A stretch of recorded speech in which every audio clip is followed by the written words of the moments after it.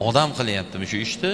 Osmonda yulduzni 20 asr oldin bittasi urgan ekan desa, значит men ham uraman deng. Odam urgan ekan, men ham uraman deng. Uralaman men buni deng. Ha bizchi biz nima qilamiz? Ha bizga qatta deymiz. Yo'q. Bunaqangi himmati past bo'lmasligi kerak musulmon odam. Bitta joyda masjid qurilishni boshlandi dedimi, shuni armaturasini men olib beraman deydi. 50 tonna ketargan desa, bu $750 dan men olib beraman. 40 ming, 42 ming dollar qilib beraman men deyish kerak.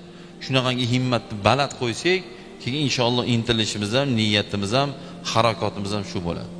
Rasululloh alayhissalomning hadislari borki, ummatime yaxshisi deganlar. Ya'ni yaxshi odam dinini deb dunyosini tashlab qo'ymaydi. Dunyosini deb dinini tashlab qo'ymaydi. Bu degani nima degani?